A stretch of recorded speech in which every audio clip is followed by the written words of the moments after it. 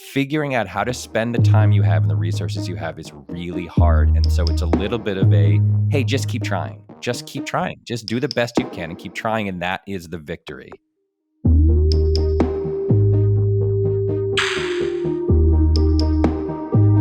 I wanted to start with a very important question I've long had about an acting decision that you made, a character choice. Why does Moes run like that? You know, you're the second person in like 3 days to ask me this. Oh, no, I thought this was an original question. Well, the other people who asked me it were Jenna Fisher and Angela Martin from The Office. Okay. So Moes was a character on The Office, if you're not familiar with the show, who was a sort of Mennonite or Amish adjacent gentleman who lived on a farm and was sort of a little bit of an odd duck. And I was basically a sight gag, right? That the writers were writing me into episodes in order to taunt me or haze me, your pick. So the very first episode that I was in, the stage direction was that I sort of like run into a room, and I was I'm not an actor. I don't know how to do it. I'm in awe of actors and their abilities to make choices and to inhabit characters. I'm not any of those things. So I was just like, what is this person? Who am I? And I just decided that he ran weirdly. So I don't know why, but I held my arms out and held my hands straight out and just ran just in the weirdest way I could think. I was just like, I don't know if this is right or wrong. I'm just going to make a choice. And I did it. And then because everybody enjoyed it so much in the writer's room, they made me do it in 10,000 other episodes. And so now I was like, well, now I'm pot committed. I have to run this way every time they want me to run because this is the way this character runs. So very little, I don't know what you would say. It's not that no thought went into it. It's just that it wasn't carefully considered as a choice. Well, when I chase my children around, that's how I run, just to bother them. And it seems to make them deeply uncomfortable and makes the whole thing a lot more fun. Great. I'm glad that it could help someone in some way, shape, or form. I'm so glad to get the book, and I loved it. I read the galley of it. I thought it was fascinating. I'm gonna go another obscure question. One of my favorite parts of the whole book is your little footnote on Ayn Rand, where you talk about it possibly being a war crime to assign one's staffers to read Ayn Rand. But it brought up an interesting, I think. I've also read Ayn Rand. I think she's fascinating when you're 19 years old, and if you don't grow out of it, there's probably something wrong with you, which is, of course, a slightly unfair characterization. But if you think about what she was trying to do, it's from an artistic standpoint, it's pretty amazing that she writes this long-ass book that is basically propaganda for a philosophy or a viewpoint that it works. Like, it's not the most beautiful work of art, but like, millions of people have read it. Like it's actually readable and people read it. It strikes me as you would have a unique appreciation for how impossible that task is, doing it essentially on The Good Place. And then with this book, to write about philosophy or big ideas and have them be entertaining and accessible is really, really hard. Yeah. I mean, she's arguably the most successful philosopher of the last, I don't know, 150 years or something. I mean, I don't even know who's comparable. So it's a neat trick she pulled because she buried, like you say, she buried her philosophy in novels. And people, I think, are generally speaking more apt to engage with philosophy through a different artistic medium than an intimidating philosophy book. So she did a really good job. Like she's a very effective spokesperson for her own ideas, and she laid them out in a way that was intended to be more entertainment. I don't find her books entertaining. I find her books soporific and miserable to read. You don't like 40-page speeches? Yeah. I mean, the other problem is, of course, it's like, one of her longest books is about the locomotive industry, which is like that, not a thing that you can really engage with in 2022 or whatever. But I think that there's a lesson there, and it's part of the reason I wanted to write this book, How to Be Perfect, which is I think that philosophers have so many things to offer us and so much wisdom and so many ideas and just suggestions and I don't know, they have philosophies, and yet they wrote such intimidating and dull at times works that the barrier to entry is so high. I remember thinking when I was doing research for The Good Place, it's like, man, like these are such good ideas and they're so hard to dig out. It's like someone had written a recipe for a chocolate chip cookie that was delicious and also somehow healthy, but the recipe was 700 pages long and written in German. And it was like, well, no one's going to read it if it's 700 pages long and written in German. And so if you could just communicate these ideas in a different way, I think it's what you've tried to do with your books and your podcast, is say, like, there is wisdom here. I know it's ancient. I know it's scary. It's Greek and Assyrian and Roman, and it's scary, but the wisdom is real and helpful potentially to people. And so if you can just communicate it in a better way, it will improve the world. That's the bet we're all making, I think. It is weird though, because I mean, you talk about a lot of ancient philosophers, and then sort of the philosophers right in between as well, like Kant and so on. But it is kind of weird that, like, when you go back and you read the ancients, in some ways they're actually a lot more accessible than the people who came 1,000 years later, and way more accessible than the people who are 50 years ago or right now. By why is far, that? by far. I mean, part of it, I think, is that a lot of ancient Greek philosophy specifically, and a lot of pre-Socratic Greek philosophy is very epigrammatic, right? It's like Yes. everything is like a sentence.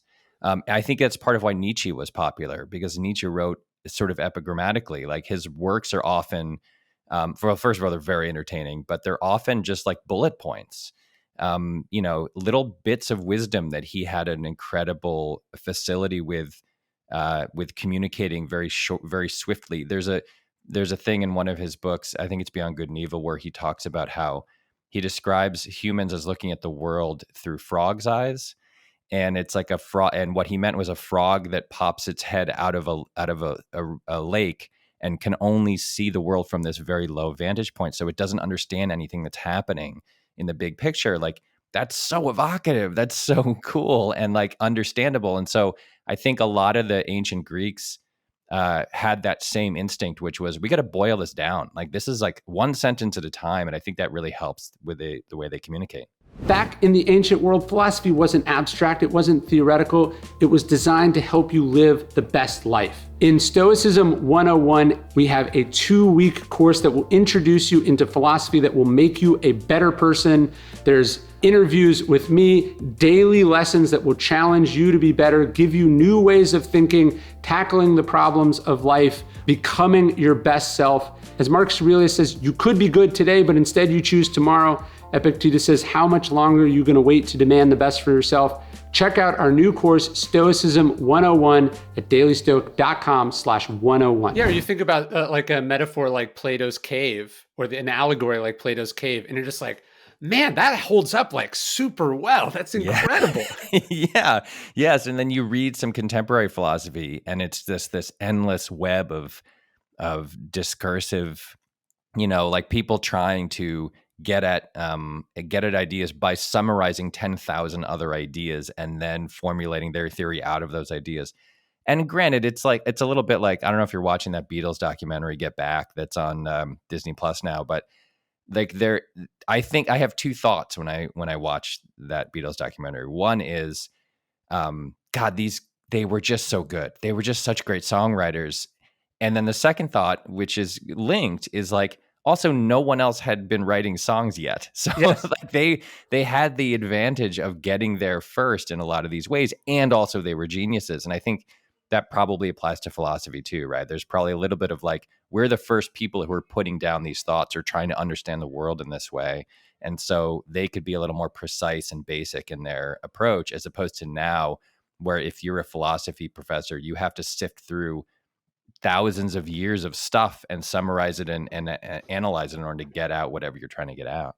Well, it's kind of like the Simpsons did it thing. It's like they did it for so long, right. so early, that they took all the low-hanging fruit and a lot of the high fruit, but they took all the Aristotle's like, it's all wide open space, and he's just claiming all of it. When I used to write at Saturday Night Live, and this is almost 25 years ago now, but you would come up with an idea for a sketch and you'd be like, oh, this is going to be really good, and then you'd be like, oh, this has been done, but Jack Handey did this already, or Jim Downey did this already. And eventually what you have to do, and maybe there's an analogy here for philosophers, is you have to say like, okay, this is not a new idea because this idea has already been explored. But if you only like engage with brand new ideas, you're never going to write anything. And so you just have to say like, I'm going to put my spin on it, or my take on it, or my execution of it will be different. And that will be the reason it's worth engaging with and exploring, instead of just like, I can only write something if no one has ever written it before. I think that's right. Although I would argue that, like, if you take like Plato and these sort of analogies or sort of thought experiments that he comes up with, the fundamental difference between what he's doing and what it seems like a lot of philosophers have tried to do in the more modern era is like, it feels like he's trying to get to clarity and they're trying to get to like, let me blow your mind with this. So like the allegory of the cave is this thing, but it basically says like, look, you have an obligation to go back and try to help people once you experience truth. I feel like the trolley problem, which you talk a lot about in the book, it's sort of like, yeah, you're like fucked either way. There's just nothing you can do about it. Or like, how do we know we're not living in a computer simulation? That's an interesting philosophical question, but what am I supposed to do with this information? So it almost feels like the ancients were trying to like get you clarity about the meaning of life or what you're supposed to do as a human being in a complex world. And it feels like a lot of philosophy today is like, let me just muddy the waters so much that you're just like, I don't know. Yeah, I think you're right. I think that there is a here's what matters thing that the ancients were doing, right? What matters? Okay, well, here are the things that matters to the Stoics. Here are the things that matter to Socrates or whoever. And now, like, the trolley problem is a perfect example because, like you say, baked into the equation is someone dies, right? Yeah. Like, you're just screwed because someone is going to die, and you are going to be the one who is standing at the front of the trolley making the decision. And it's fascinating because someone is going to die. So the stakes of it in the writing world, we would say the stakes of this problem are enormous. It's life or death. And so that is a good way to tease out the differences in moral decision making when you know that in the best case scenario, one person's going to be smushed by a trolley. Like, all right, let's ride, let's figure this out. So there's obviously a fundamental difference between trying to lay out for people, here is what matters in life, and then much later laying out for people, here are the terrible decisions, the terrible choices that we have to make on a day-to-day basis. How do we make the best ones we can? That's like a huge difference. And I wonder if part of that is the ancient philosophers actually did stuff, right? Like they were thinking about this philosophically, but then they had jobs. Like, you know, even Socrates is in the army, right? And then is, you know, sort of faced with this life or death trial at the end of his life, contrasted with, I think, the more academic philosopher whose job is just to think about complex things. So like you talk about this guy in one of the footnotes who's looking at the trolley problem, I think, and he's basically like, no, you can't kill anyone for any reason because they all value their lives, whatever. And it's like, that is interesting. But I guarantee you, like, middle of the pandemic, if you were like, hey, should we give the shots to older people first or younger people? That guy would then have an answer, right? But it's like sort of academically, you can come up with a reason why the question is infinitely complex or can be reduced down to this black and white thing. But if you're actually a politician or a teacher or you're creating a show and you have to make character decisions, like, you have to cut through all the abstractions and just like get to real life. Yes, and it's a key aspect of a successful philosophy to me that it has practical application. I don't care that much about theory because the goal of this book and the goal of like my own goal for myself and engaging with this stuff is like, what can I practically do on a day-to-day basis when I'm forced with all these decisions? So the guy you're talking about is this philosopher named John Torek, who wrote a piece called Do the Numbers Matter? And what he essentially says is that, like you said, everyone's life is maximally valuable to him or herself, which means if you are I think that at one point in his paper, there's a thing where you're the captain of a boat and you're off the coast of an island, and in the middle of the island is a volcano, and at the north end is one person, at the south end is like 50 people, and the volcano erupts and everyone's going to die, and you have to choose, do I go to the north end to save one person, or the south end to save 50 people. And his thing is you flip a coin, because you cannot, the sum total of people's lives does not matter. What matters is that each person's life is maximally valuable to him or herself. So you can't just add them together, right?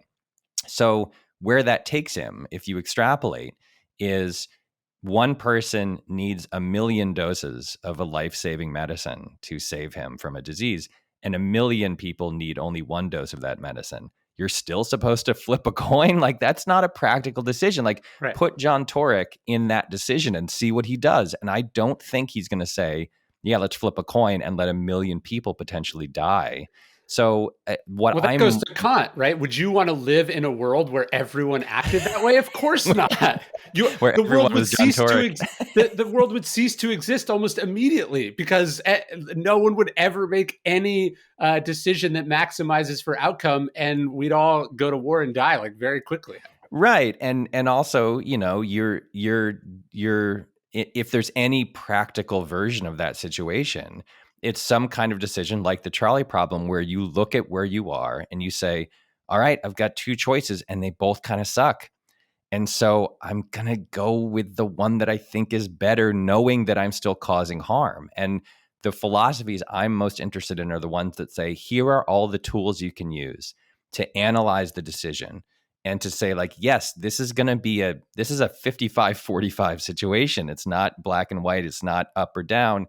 But here are all the tools you can make to make sure that you get the best understanding of what the 55% is, Yeah, and to me, that's where Rand fails particularly bad. Is it's like, so the idea is like, because successful, brilliant people aren't appreciated enough by society, they're just going to take their ball and go home. Like, it's just preposterous. It's so childish and so absurd that, like, it's almost, you get to the end of the book and you're like, is this really your argument? Are you 11? What are you talking about? Yes, and that's the reason why, as you said, it's a thing a lot of people engage with and admire in, like, high school, when the world of ideas is opening up, and the kind of you're feeling like you're a kid playing dress up as an adult, Yes. right? You're feeling I remember when I was in high school, my dad was a philosophy major in college, and he had all his old philosophy books lying around, and I started reading them, and I didn't understand them. But I loved the idea of being a high school kid who read philosophy. So I would Sure. walk around with Nietzsche or Heidegger or something in my bag, and or Kierkegaard, and I had Being and Nothingness, and I would leaf through it. And I didn't understand a word I was saying or reading, but I loved the idea of being the kind of person who did that. And I think that's a lot of what Ayn Rand appeals to, is like, this is a big idea. I'm filling your head with big ideas, and you get so swelled up with pride because you understand them, and they're like, yes, of course, I am powerful. I can do this. I'm on my own. I am an adult now. And then when you are 23 and you read it again, hopefully you say, like, well, this is absurd. Like, the world can't function this way. This is ridiculous.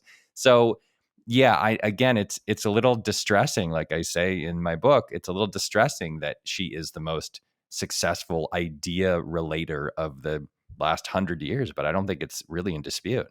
Yeah, no, it's like, it makes sense if you have as arrested a worldview as Dwight Schrute, but like, if you're a functioning adult in society, like, the holes are so obvious that what do you do?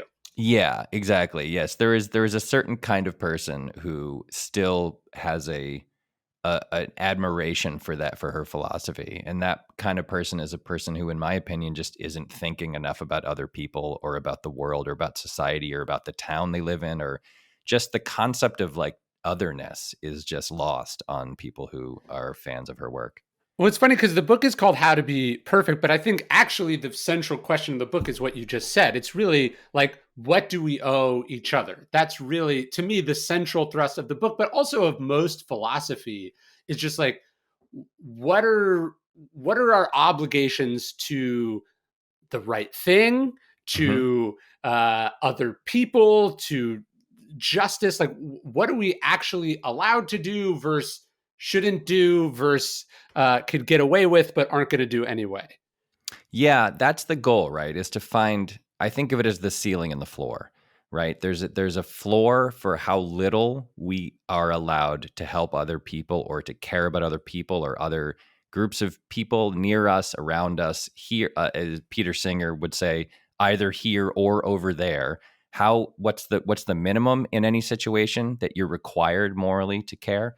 And then there's also a ceiling. There's a danger in only caring about other people over there or nearby or whatever, because then you're not living a sort of full and verdant life yourself.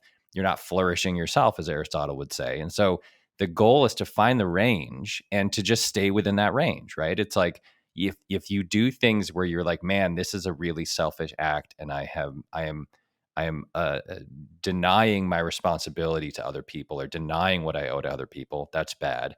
And if you get so lost in the concept of only caring about morality, then, as Susan Wolf would say, you're not like, reading books yourself or practicing your tennis game or cooking or spending time with your family, and then you're not really a person. So it's there is a range somewhere in the middle there, and our goal is to find that range and really try to nail it. That's what I'm writing about now. I'm doing this book on temperance because I'm doing a series on the four cardinal virtues, and I found it to be a very difficult book to write about because it's such an unsexy topic. Like, to say like no, like you can't do it, or to say like yes, do it, chase as much of it as you can. That's very simple. But the idea is like some, but not too much, is like the perfect amount of unsexiness that it's hard to talk about, hard to get people excited about, and also hard to define. It's a moving target.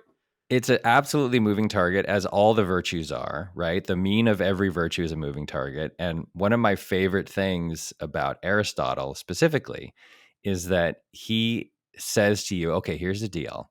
There is a mean and there's a perfect amount of every virtue that you need to attain. And, courage or temperance or mildness or whatever it is, there's a perfect amount.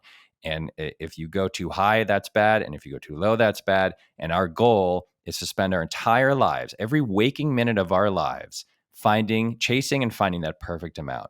And then he says, what is that perfect amount? Nobody really knows. so he's, and there's something kind of beautiful about it to me, because he's basically saying all of life is trial and error, right? Everything about your life is, you make a choice, you see the results, you analyze how it went wrong, you maybe adjust, you make another choice, and you just get closer and closer and closer, asymptotically closer to these means. And the fact that he kind of can't really actually tell you, because nobody can, what that mean is, it's just very human to me. Like, it really feels very human and very kind of lovely in its essentially a flawed philosophy, because Kant can tell you, like, here's what you do, right? Do this. If you do this, you win. And utilitarians can do that too. They can say, like, more good than bad. If you do more good than bad, you win the ethics contest. But Aristotle is kind of saying, like, all of the human existence is trial and error. And I'm telling you, you're essentially never going to get there, because I don't even know where there is. And I don't know. There's something kind of beautiful about that to me. To me, I actually think it makes it more perfect, or more of a usable philosophy, because it's like, welcome to reality. It's complicated, right? Like, Right. I feel like Zen Buddhism does this well, where they're like, sometimes do this, sometimes do the opposite of this. You'll know when, Yeah. like, because if you actually think you can be like, here is the rule or law, follow this in your behavior always, you lose the ability to actually function in the real world, and where things are complicated or confusing, or you have imperfect amounts of information. Like, I love the way the Stoics cut through this. Is they're like, okay, nothing that's not in our control is good or bad, right? So we're indifferent. But then Seneca goes, but aren't there such thing as indifference you would prefer? Right. So he's like, obviously, if you're tall or short, you'll be fine either way. But it is better to be tall, right? Like, if you had to choose between being rich or poor, not that either one of those says anything about you as a person, it's obviously better to have more than less. And so I just like, it's like cheating, but it also makes perfect sense that, like, yeah, like, too much money is obviously a problem. Not enough money is a problem.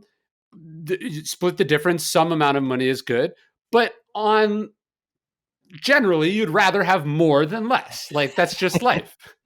Yeah, I know. And I also can't help but think about the differences in the life that Zeno or Seneca was leading and the life that we're leading now, right? Because the difference between when you say like some amount of money is right, well, that is an enormous range, right? Some Right. amount of money is $35,000 a year versus $780,000 a year. The lives being led by those two people are enormously different in a number of ways, not just in what they have or what they can do, but the daily stresses that they're under because of the amount of money they have. And so sometimes those philosophies do a little bit break down when you're talking about a sort of generalized, hey, you'll just feel it out. You know, if you'll kind of know one way or the other.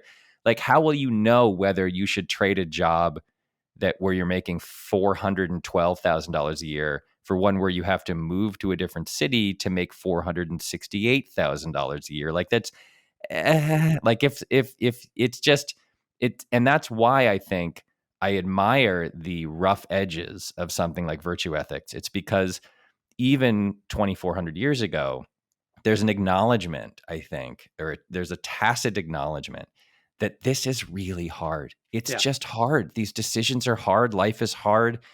Figuring out how to exist as a citizen, as a wife or husband or mother or father or son or daughter, and being and an employee and a student and a traveler and and an enthusiast and a number of different hobbies. Like figuring out how to spend the time you have and the resources you have is really hard. And so it's a little bit of a, hey, just keep trying. Just keep Yeah. trying. Just do the best you can and keep trying. And that is the victory.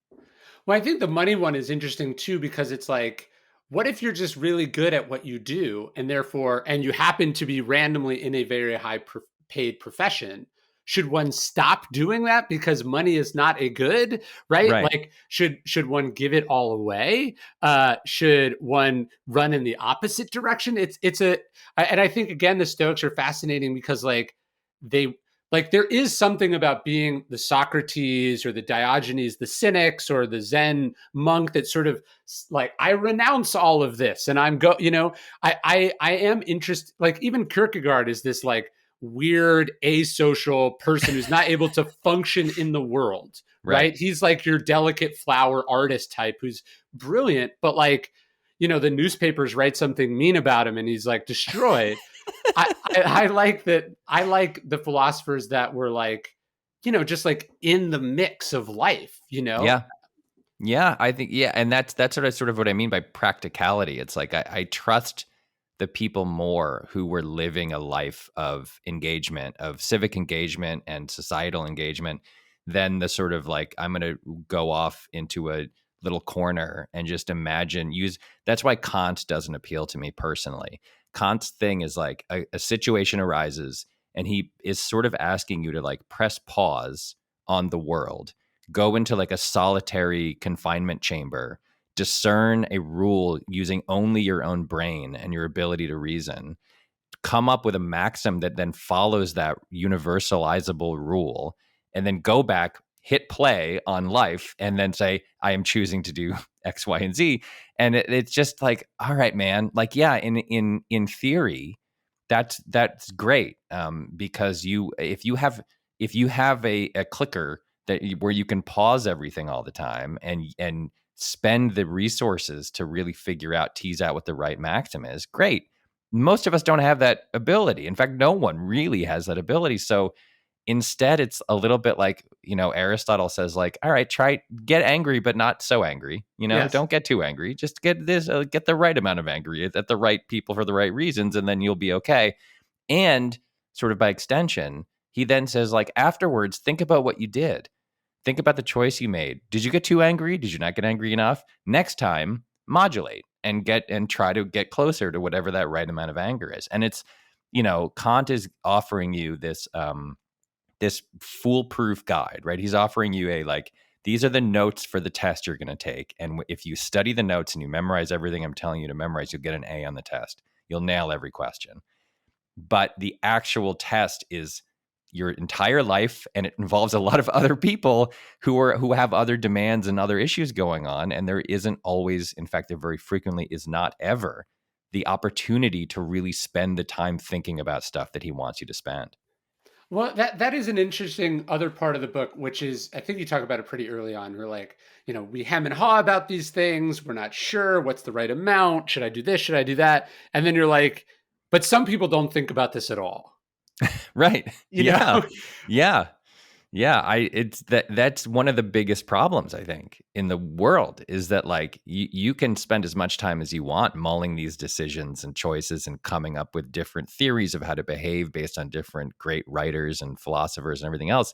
And then you'll encounter mostly people who just don't care in the slightest bit about what happens. And the newspapers are full of people, very powerful people in every realm of society, who either don't care at all or have read and thought about this stuff and have decided to actively fight it and thwart it at every opportunity. And then so it's like, well, what do you do? And this is actually this is where it comes back to the Stoic idea, I think.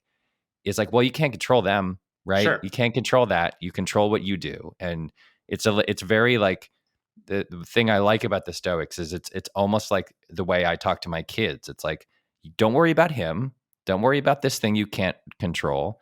You prepare, you do what you need to do, and then one way or the other, you'll know that you did your best. That's a very simple parental child bit of wisdom that is also a sort of Stoic bit of wisdom, I think.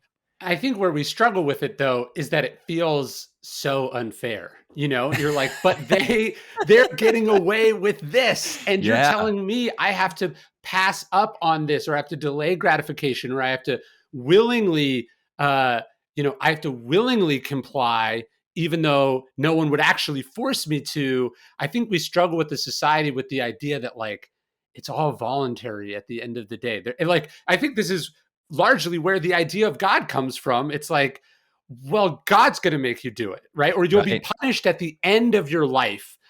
You just have to trust me, but there will be justice or karma for you at the end. That's Yeah. how we tell ourselves that they're not really getting away with it. And by the way, not just punished, but rewarded for the Yes. people who do the good thing, right? It's like Yeah. that it is a thing that people on earth, human beings, invented in order to answer the question of why is everything so unfair. And it's like, well, don't worry, at the end there will be a reckoning, right? And so that's a tough thing to hold on to, especially if you're not a religious person. I'm not particularly religious. I wasn't raised in any religious tradition. And so I've never had the feeling personally that my life will be either rewarded or punished in the afterlife, which is odd because I made a whole TV show about it. but that feeling, I can 100% understand the comfort in it, because it is incredibly unfair what happens in the world. You see people all the time, again, in positions of power, whether in politics or business or anything else, who are doing outrageously immoral things on a daily basis and are never punished for it, ever. There's no comeuppance, there's no justice, there's no retribution at all. One thing I've been thinking about recently, and I know this is a topic of some political discourse right now, is why does any American politician allowed to own any stock in any single US company ever? It is absolutely absurd to think that the people that we elect to represent us have specific personal financial stake in specific companies, because the government spends trillions of dollars a year, and that money can so easily be misappropriated and allocated to companies that enrich them, and they're supposed to be protecting us, not the other way around. And yet you see all the time senators and representatives who steer our money, my money and your money, toward companies that they profit from. That's an obvious ethical lapse at the highest level, and those people are never punished. And so when you're faced on a daily basis with stories and images of people benefiting from a lack of caring about ethics, not just like they don't care, but the fact that they don't care is better for them. They are Yes. winning the race. It's an And we adaptive are advantage. Yes, exactly. They have figured it out and they are winning the race, and you know that nothing bad will ever happen to them. It becomes very hard, even harder, to care about being ethical yourself. And that's why it's like you just got to put your nose to the grindstone and double down and just know that somehow or other it is better to care than to not care. I mean, the Christian argument is like, yeah, you'll be rewarded in heaven or punished in hell. I think I've always said that the Stoic argument is whether or not those things exist, you will live in hell now, or you will live in like your life will be hell. If you like, Hmm. it's not sin because God will be angry, sin because it will punish you. I think that's, I mean, obviously that's why I believe it's why I try to tell myself. And then, yeah, you watch, I don't know, Michael Scott or you watch Donald Trump. And the question is like, is it fun to be them? Like, are they getting away with it? Right. It's, I'm not, sometimes it feels like the answer is obvious. And then sometimes you're not so sure. Yeah, I mean, this is a very frequent writers' room debate. I'll tell you in Hollywood, a writers' room debate is: would it better? This was a question that was posed to a writers' room 6-7 years ago. Would you rather be who you are or Rob Gronkowski of the then New England Patriots and now Tampa Bay Buccaneers? So Rob Sure. Gronkowski, if you don't know, is a 6'6" tall, just happy-go-lucky. He's basically a golden retriever that like a bolt of lightning hit him and he turned into a football player. Yes. He's just a rambunctious kind of ding-dong who just runs around and chugs beers and plays football, and he's really rich, and he's a total idiot, and in the best possible way. In the Michael Scott sense of the word. Yeah, like Yeah. lovable idiot, Yeah. just an Yeah. absolute ding dong. And everyone was like, "Oh, I'd rather be me." Like that guy's. I mean, first of all, forget about the injuries sustained Yeah. playing football, whatever. But like, it's unclear whether he can string 3 sentences together without getting a headache, right? But then a lot of people are like, "No, it's better to be Rob Gronkowski." It just is like because he is not tortured by anything. He does not appear to be um, uh, conflicted or tortured or upset by the world. And the process of engaging with the world and of caring about the world means you are bound to be on a daily basis upset by it. All of the injustice and all of the problems and the seeming lack of interest on behalf of all the Rob Gronkowskis in like fixing anything means that you suffer a kind of pain that is outside of your control that there's nothing you can do about. And I mean, I chose to be myself and not imagine myself as Rob Gronkowski. But by the end of the argument, I firmly understood the argument that it is better to be Rob Gronkowski. Yeah, it's like nature is very merciful in this, in the same way that like if your arm got bitten off by a shark, your body would go in this, insane state of shock, so you would feel nothing. But when you get a paper cut, you don't get it. It's like when you are stupid or selfish or awful, nature, it's like, well, I'm also going to pluck away the self-awareness that would make you like it, like there's that scene in The Office where Daryl says, like, you're the bravest one in the office because you wake up every day and you're Michael Scott. But the reality is it actually probably doesn't require any bravery because he can't conceive of being anything other than himself. So by lacking the self-awareness, he probably never gets the shame or the self-consciousness. Well, that's a really interesting point to make, specifically in light of that show, because the premise of that show is that an unobserved group of people is suddenly observed by a camera crew. And we used to talk all the time in the writers' room there about when the characters looked to the camera and why, right? So very frequently on that show, if you've seen it, something would happen, and then one of the characters would glance at the camera, and they all had different relationships with the camera. Like Jim would look to the camera like he was saying, "You're my friend, and you and I are on the same page. You see how ridiculous this place is, right?" And Dwight would look to the camera like, "Yes, I'm awesome, and I just did something really awesome." But Michael would often look to the camera like, "Uh-oh, I just said something embarrassing or dumb or racist or whatever, and I just remembered, oh my God, there's someone looking at me." And then he would quickly try to backtrack or undo whatever he had done.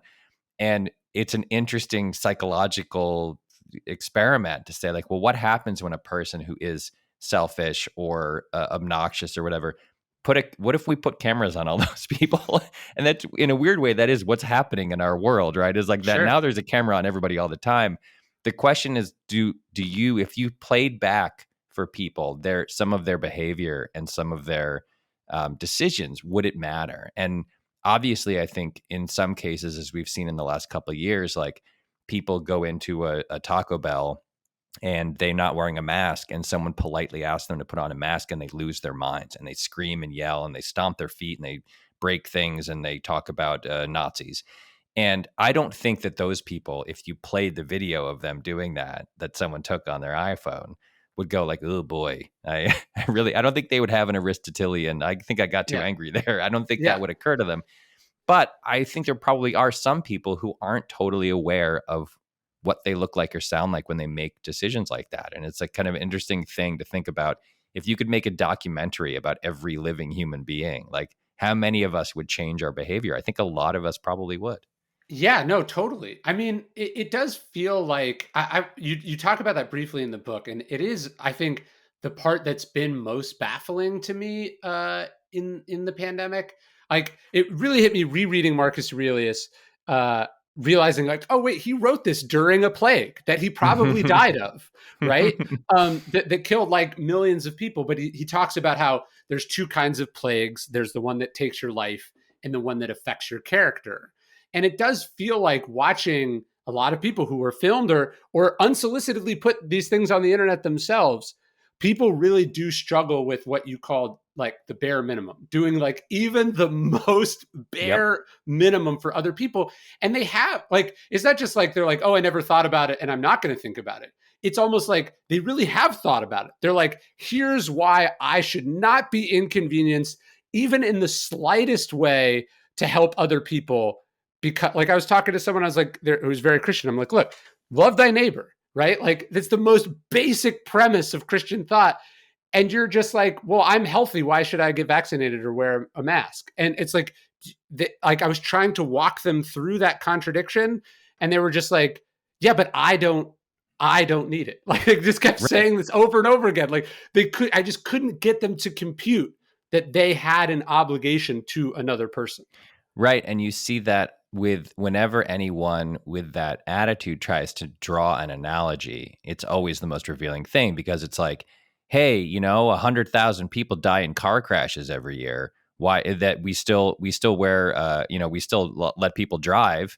And it's like, well, yeah, car crashes aren't contagious. I don't know what to tell you. Like, you getting into a car crash doesn't then potentially cause me halfway around the world to get into a car crash. Or it's like, But also speeding is illegal, driving while drunk is illegal. All the ways that yeah. it could hitting pedestrians have the right of way. There are like so many laws that limit what you're Right. allowed to do so there's not negative And externalities. also, like, even though, we also still require you to wear a seatbelt. We still make Right. it safe as it can. Lauren Boebert, who's a congresswoman from Colorado, just tweeted out a thing the other day that was like, this many people die from cancer every year. And it's like, Right. again, if you get cancer, it doesn't cause potentially me to get cancer if you and I eat in a restaurant together. But like, those arguments are always thrown back at them immediately. And never once has any one of them gone like, ooh, good point. Like, that's the Yeah. thing that the internet age has gotten rid of most effectively is the sentence, oh, that's a good point. Like, you just never ever, Oops. oops, sorry, yeah, I revise my opinion. Like that you just never see people put an idea into the world with that level of stridency, receive new information, or have an argument come back at them that they maybe hadn't considered, and then say like, you know what, you're totally right, and I rescind my comment. Like, that's, if we could get better at that as a society, that would go a long way toward, I think, curing a lot of what ails us. No, I think that's right. And it's like, if there's a thought experiment, so it's like, yeah, let's say 300,000 people die a year of cancer. And like but if everyone wore glasses, it would cut that number by 25% or Right. 10%. So 30,000 people. Well, wearing glasses is not fun. It's not cheap. Most of us don't need glasses. But if Right. somehow everyone wearing glasses, even when it was dark outside, even when they fogged up in the steam or whatever, that 30,000 people would survive. I mean, like most people, if it not in a politicized environment, would be like, easy, let's do that right now. But for Yep. whatever reason in the pandemic, and I think this is what Marcus was saying about something that infects your character, we've decided like, no, this is different. I specifically don't give a shit about this thing or who it affects. My friend Megan Amram, who's a writer I've worked with a lot, said the smartest thing about COVID, which is basically it's a black light. It's a thing that was turned on and revealed all of these ugly stains that are all over the country and the world, really. And that's the biggest one to me, is that what it really revealed was this bubbling sense of, I don't care. Like, Yeah. you're in trouble. I don't care. The old woman next to me who lives next to me might die if I don't do this. I don't care. And the analogy that I draw in the book is, like, you're going to like a strip mall, there's pharmacy to pick up a prescription, and you park and it's really hot outside and it's annoying and the crosswalk is a block away. And so you look both ways. You're an adult. We're all adults here. I can jaywalk. Now, technically, yes, it's a crime, but it's the most, arguably the most minor crime, right? And so you just jog across the street and you pick up your prescription and it's fine. If I told you that, hey, instead of jaywalking, if you just walk a block south, use the crosswalk, and then walk a block north to get your prescription, 750,000 people might not die. I don't know why, but that's the case. We could save 750,000 people if we all agree to just go. Even, I know it's a hot day. I know you're late. I know that this is you just want to jog across the street. But if you just do this slightly inconvenient thing, we could save 750,000 people. To say no to that is just the most callous and awful decision. And yet wearing a mask is, roughly speaking, to me, as inconvenient as walking a block south and then a block north to the CVS. So But it's then just you so add on disheartening. top of that. The weirdest part is you add on top of that. It's not like you're like, but if no one's looking, I'm still gonna sneak across the street, because like not everyone has to do it, right? If you're like 10% can still get away, you still. But then so you're like, okay, maybe I get that. But then you're like, no. My position is, not only am I going to do that, I'm then going to actively try to convince as many people as possible to also do it with me. Right. Because I not only don't care, I just want to watch the world burn. Yeah, I'm gonna call the people who decide to go use the crosswalk Nazis and fascists, and, and I'm gonna decide that they're the real problem here. Yeah, it's truly disheartening. I find it to be the most disheartening part of this, to have it revealed through this pandemic, the percentage of people in America and in the world who not only don't care, but actively want to do the opposite of what a caring person would do. That's really been a hard thing for me to internalize. Yeah. So when we talk about virtue, then I think this is something I've just been struggling with. Like, so how do you continue to want to do the right? Like, how do you not just go, fuck it, I'm a nihilist, right? Or like, like how do you not give up on people when people are giving you every reason to give? They're not only saying like, yeah, you can give up on me if you want. They're like, no, I'm irredeemable. Let me show you how irredeemable I am. To me, I think that's the pressing problem of our time. It's like all these ideas of like love thy neighbor or serve the common good or like, how do you hold on to those things when you have unlimited access to, as you said, the documentary of how awful everyone is, or how awful a lot of people are? Yeah, it's not easy, and that's part of the impetus of writing this book, for me at least. There's a quote from Bernard Williams, who's a British philosopher that I quite like, where he points out that we are specially responsible for what we do rather than what other people do. It was an attack on utilitarianism, where he said like that basically a lot of the attacks on utilitarianism are basically that it doesn't differentiate, it doesn't take seriously, as John Rawls said, the difference among people. It sort of coagulates all people into just like little cogs in a machine who are creating good or bad, and you want to activate more cogs that create good than the ones that create bad. And Bernard Williams says, look, we are specially responsible. We are uniquely responsible for what we do, and more so than what other people do.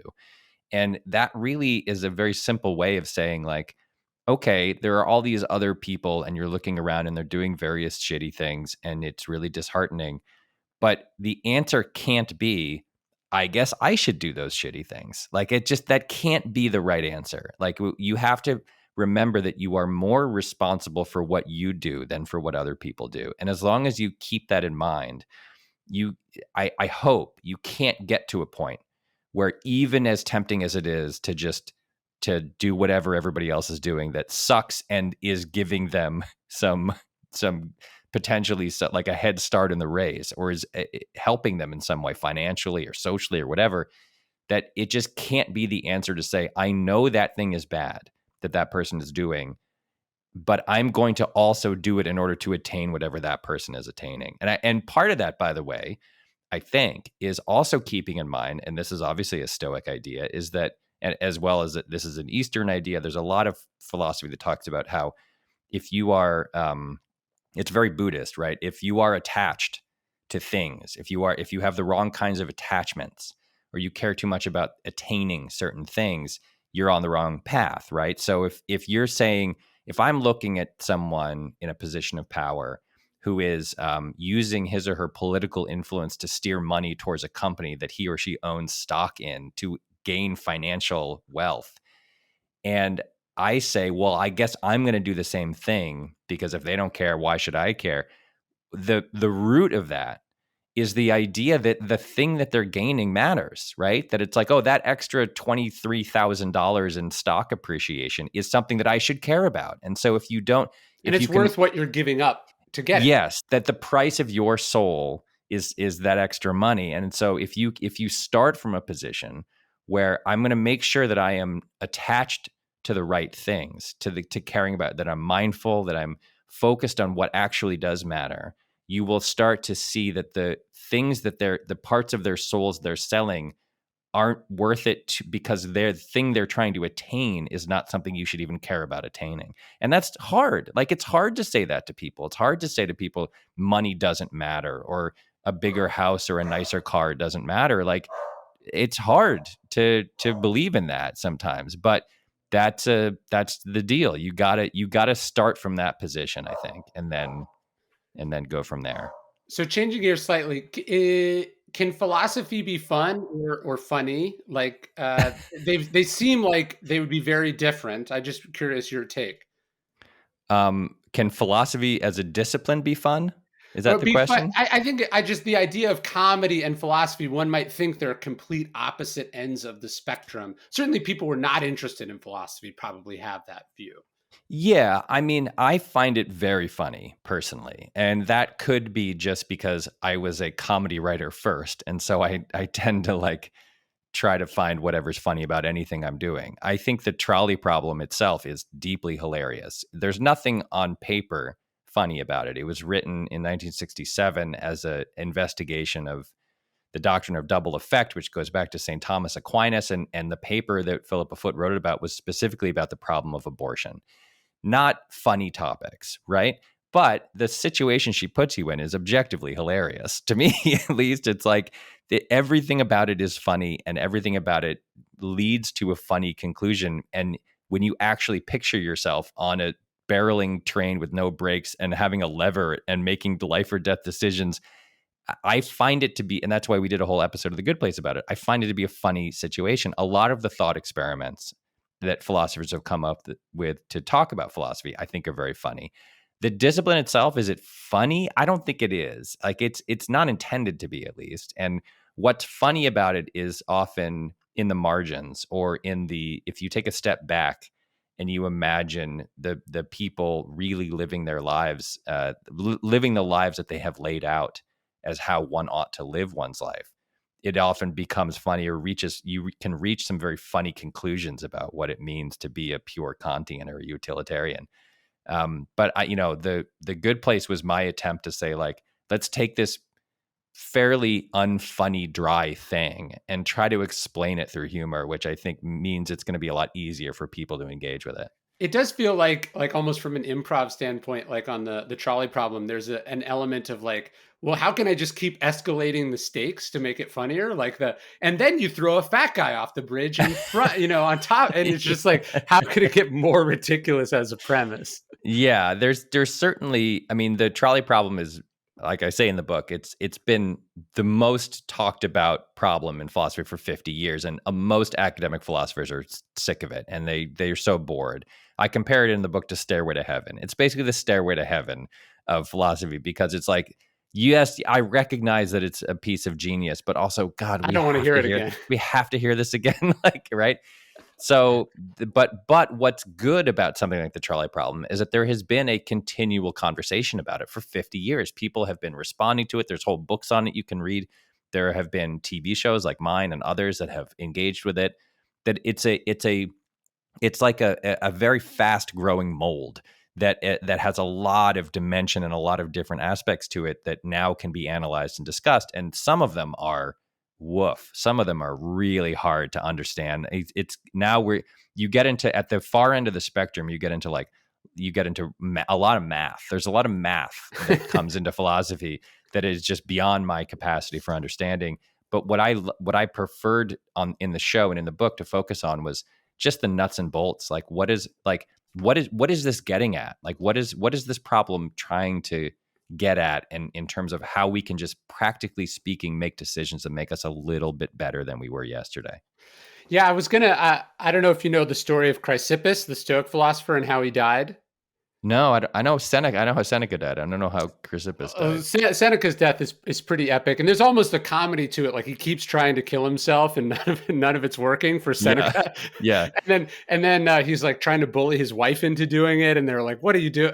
But no, Chrysippus is he's like one of the most serious, one of the most academics, or one of the most like ardent defenders of Stoicism. So you wouldn't expect he'd go out this way, but he's an old man, and he's sitting on his porch, and a donkey walks up and starts eating the figs out of his garden. And he starts laughing. And then he supposedly says something like, does he need some wine to wash down those figs? And then, laughing so hard at his own joke for an extended period of time, he drops over dead. That's a great death. Good work. I think so too. I mean, I think Socrates' death is extremely funny when you read the account of it, because it's unintentionally so. But when you read the account of it, it's like, he's on trial in Athens, basically for just being annoying. They basically put him on trial because he was annoying. And they say, here's the crime you're accused of, or whatever. And he gives this long and beautiful and eloquent speech about why he refuses exile, and why he doesn't think he should be killed. And it goes on for page after page after page. And then in the text, it's like, they vote and he's going to be killed. And he's like, okay, but before you kill me, just consider this long, eloquent speech, blah, blah, blah, blah, blah. Here's why I did this and this and then blah, blah, blah, blah. They take another vote. He's going to be killed. And he's like, but hold on for a second. And he just keeps like making these long, beautiful, famous speeches about why he believes that he's innocent. And then it's just like, doesn't he propose that he be rewarded instead of punished? Yes, he does. It's a very ballsy move. He's like, what about this? What if you give me a plaque, basically? Yeah. So, yeah, I mean, there are certainly, look, all philosophers are human beings, and human beings are hilarious. Like, by their nature, we are flawed, ridiculous, absurd creatures whose lives are wildly varied, have massive ups and downs and unexpected twists and turns, who do ridiculous things that are indefensible by any ethical theory, and also are capable of unbelievable generosity and kindness. And all of those things are true about all people. And so as a result, Seneca was a moneylender in England. He was like a wealthy man who was like a multi-millionaire by the day's standards. And when he died, didn't he say something like, I leave to you? He was trying to work out his will, and he was like, and I couldn't get it done in time because they were like, you got to go, man. And eventually he said to his wife something like, I leave to you something greater than money, which is the image of like a noble and perfect life. And meanwhile, he's been screwing people out of money in England for decades. Like And he has the gall, like 30 seconds before he dies, to go like, just be like me. I mean, And they that's were amazing. probably like, yeah, but what should we do with the money? Like, but the what should we do with the money? Yeah, yeah, there's a legal question here, buddy. So what I think is beautiful and frustrating and wonderful and annoying about people in general is that we all contain these multitudes. We are all capable of the greatest achievements and the kindest gestures, and also the most callous and selfish and awful decisions. They're all inside all of us. And so the theories that I love are the ones that basically say, like, yeah, we all suck, man. We're all imperfect. We're all monsters. We're all also potentially great. Let's just try to like minimize the bad stuff and emphasize the good stuff. And that is one way or the other. That's what they were all getting at. Like, that's what the utilitarians wanted. It's what Kant wanted to nail exactly. It's what the virtue ethicists wanted. It's what Tim Scanlon, who wrote what we owe to each other, it's what they're all after. Derek Parfit, the contemporary philosopher, described all of the schools of philosophy as scaling the same mountain from different faces of the peak, right? It's like utilitarians are coming up on the east face and the Kantians are coming up on the north face, and that's, I love that image, because it really is, the more you read from different eras and of different people, the more you realize they're all after the same thing. It's just like, what do we do? What the hell do we do? This is so hard. Life is so hard and complicated. What do we do? How do we try to get better at this, you know? Yeah, no, I think like obviously Gladiator is a drama, but there is a humor to it where it's like you have the only philosopher king ever in history, and he just raises the shittiest kid. Like he's just like so bad, like the worst kid of all time. There's something just hilarious and also fitting and like human about that, and Yeah. I love it. Yeah, I mean, it's what like Succession is about too, right? At some level, it's like this guy's a monster and he raised four monstrous children. And there's like a battle for their soul going on in every episode of like, they're slavishly devoted to him. Is any of them going to break free? Like, and every time they start to, he like draws them back. And like, and it's what The Sopranos was about, right? The Sopranos is about Or a the Trumps deep, in real life. yes, it's like these, like the depictions. It's what Breaking Bad was about, right? It's like this good guy who has a monster inside him, and the whole show is a battle for his soul. Does he win or does he lose? And it's in The Sopranos. It's through therapy. It's like there's a potential that he can see the light here, but he's also so steeped in this awful behavior. It's unclear whether he's ever going to break free. Like, once you start thinking about once philosophy gets into your brain and into your soul, you start seeing it everywhere. You start seeing the depictions of characters and movies and TV shows and people around you. You see everything as a collection of philosophical decisions. So, and I'm sure you have to run. So, my last question for you would be like, speaking of the stuff we're talking about in the world, and then obviously the TV shows we're talking about, I have found that like lately, like all I can really watch are like reruns of The Office or, like Parks and Rec, or like I can like is I can watch like Law and Order because Law and Order is like so self-contained, but Mm-hmm. like I just found like I can't do these like 40-hour Netflix dramas or even like great stuff like anything like basically post Breaking Bad. I just don't. I feel like I don't have the emotional or the cognitive ability to just like put up with more like another awful world. So I just return to like the same shows over and over again. What is that?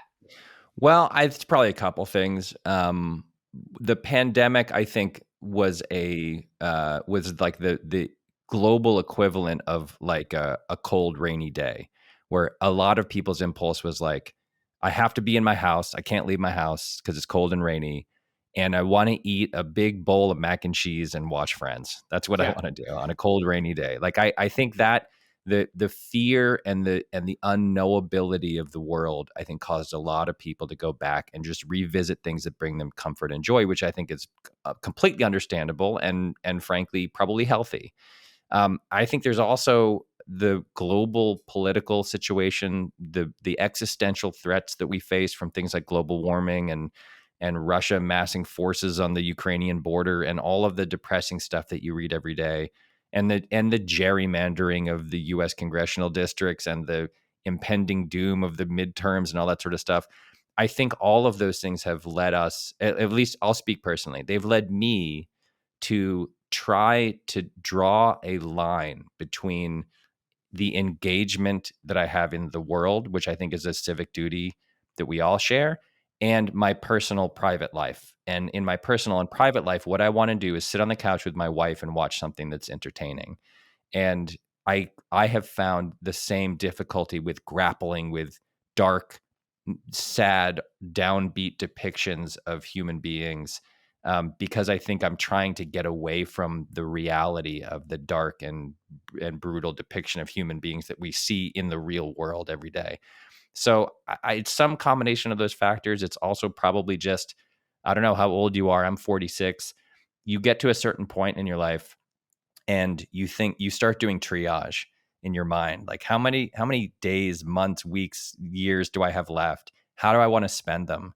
And I mostly want to spend them being happy if I can Right. possibly. Yes. Like, and that doesn't mean, by the way, that there isn't happiness and joy to be found in a brilliant depiction of Tony Soprano or Walter White. Like, of course there is. Like, that's a specific kind of joy. And I hope that I never get so afraid of dealing with like human psychology on through entertainment that someone says like this show is incredible and I run away from it because I don't want to engage with that kind of depiction. But I also think that the older you get, the greater your impulse is to just try to share in a joyful experience with other people, and to have that be the thing that you pass your time with. I think that's why Ted Lasso's worked for sure. Sure. Yeah, I think that's a perfect example. Like that Ted Lasso coming along at that moment in the pandemic, like it's exactly what everyone wanted. They just wanted radiating positivity and joy, and it really hit a nerve. Did you see that question? This was on Twitter a couple months. This is I guess in 2020, but it was like, what beloved television character would have voted for Trump? And so you had to ruin them. What beloved character in your universe do you think would be like one of the anti-vaxxers, anti-maxers maskers that we're talking about? From a show I have actually worked on, you're Yeah, saying? yeah, Uh Boy. Because like I was gonna say, well, Archie Bunker obviously would have voted for sure, Trump, but of course. I'm not that old. I didn't work on All in the Family.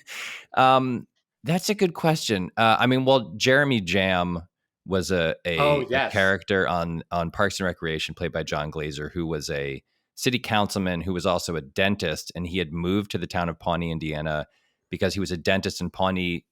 Pawnee's biggest industry was a candy factory, and they didn't put fluoride in their water. So he yes, was like jackpot, right? And so his sole intention was to profit from his position as a city council person. There's no question he would have been campaigning for Trump. I mean, yes. he would have yard signs and floating a boat around a lake.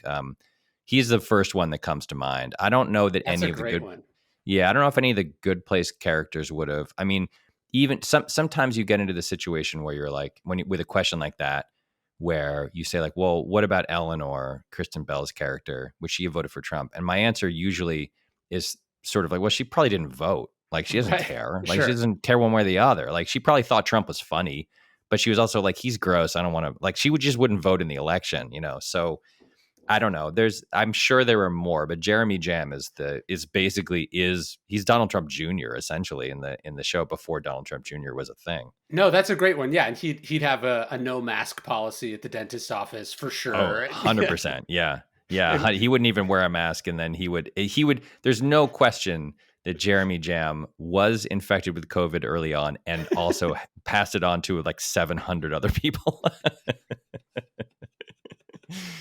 no, and I got to imagine what Dwight's probably going down a pretty dark internet rabbit hole, and then Ron Swanson. That's the big danger there. Well, Ron, a couple of people asked me who I thought Ron would vote for, and Ron is a libertarian, but he's an actual libertarian. Like he's a 19th century libertarian. He lives on his own farm and he hunts his own meat. He's not a fake contemporary American political libertarian. And I think that the things that he admired above all other characteristics were things like integrity and honesty. And I can't imagine he would have voted for Trump. He wouldn't have voted for Biden, certainly, but he wouldn't have voted. He would have written in like Teddy Roosevelt or something, like he wouldn't, but he wouldn't have voted for Trump.